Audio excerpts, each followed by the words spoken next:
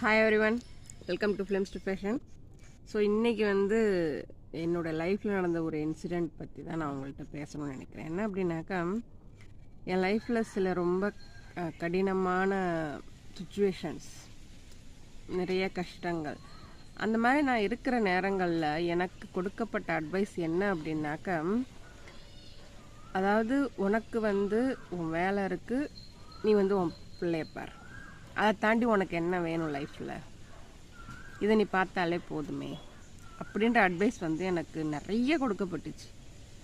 அப்போல்லாம் எனக்கு சொல்ல முடியாத கோபம் வரும். அப்போ ஏன் அந்த கோபம் எனக்கு வருதுன்னு அப்போ எனக்கு புரியல. பட் அவங்க சொல்கிறத நான் காதில் வாங்கிப்பேன், எதிர்த்து பேச மாட்டேன்.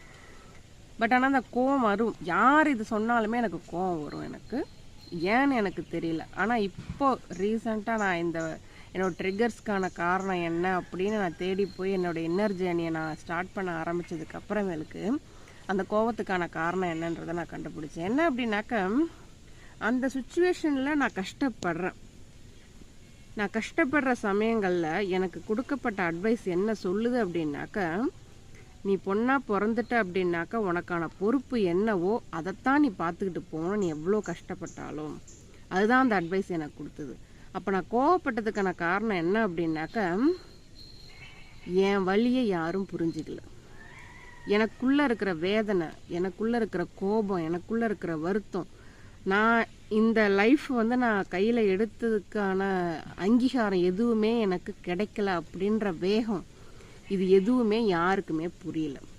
அவங்க எல்லாரும் என்னை எப்படி பார்த்தாங்க அப்படின்னாக்கா, ஒரு ப்ரொவைடராக பார்த்தாங்க. நீ மற்றவங்களுக்கு என்ன கொடுக்கணுமோ, நீ உனக்கு என்ன பொறுப்பு இருக்கோ அதை மட்டும் நீ பாரு அப்படின்னு தான் நினச்சாங்க. ஸோ அதாவது அவங்க சொல்ல வர்றது என்ன அப்படின்னாக்கா, நீ சர்வைவ் பண்ணு, நீ எப்படியாச்சும் பழச்சி மற்றவங்கள உன் லைஃப்பில் உள்ளதை பார்த்துக்கோ, உன் லைஃப்பை பார்த்துக்கோ, உன் பள்ளியை பார்த்துக்கோ, அடுத்து அப்படி பார்த்துக்கோ அப்படின்னு தான் சொன்னாங்களே ஒழிய, நான் ஒரு தனி மனுஷியாக, ஒரு பெண்ணாக எனக்குள்ளே இருக்கக்கூடிய கோபம், வேகம், எனக்குள்ளே இருக்கிற வலி எதுவுமே யாராலையுமே உணரப்படலை. அதுதான் அந்த கோபத்துக்கான காரணம். இப்போ நான் எல்லாத்தையுமே புரிஞ்சுக்கிட்டேன். நான் இப்போ ஸோ இதுலேருந்து நான் வெளியில் வந்துட்டேன். அப்போது இருந்த அந்த ஓல்டு வெர்ஷன் நான் கிடையாது. இப்போ இருக்கிற நான் தான் நான். ஸோ இப்போ என்கிட்ட யாராச்சும் என்ன டீவேல்யூ பண்ணுற மாதிரி சொன்னாங்க அப்படின்னாக்கா, அடுத்த செகண்டே அவங்களுக்கான பதில் இருக்கும். அந்த பதிலில் கோபம் இருக்காது, ஆனால் ஒரு முதிர்ச்சியான பதில் அவங்களுக்கு நான் கொடுப்பேன். இது என் வாழ்க்கை, நான் எப்படி வாழணும்னு எனக்கு தெரியும், நான் வாழ்ந்துக்கிறேன். நீங்கள் எனக்கு அட்வைஸ் பண்ண வேண்டாம், நான் இப்படி தான் இருக்கணும், நீங்கள் முடிவு பண்ண வேண்டாம். அதுதான் என்னுடைய பதில். ஓகேங்களா? நீங்களும் ட்ரை பண்ணி பாருங்கள்.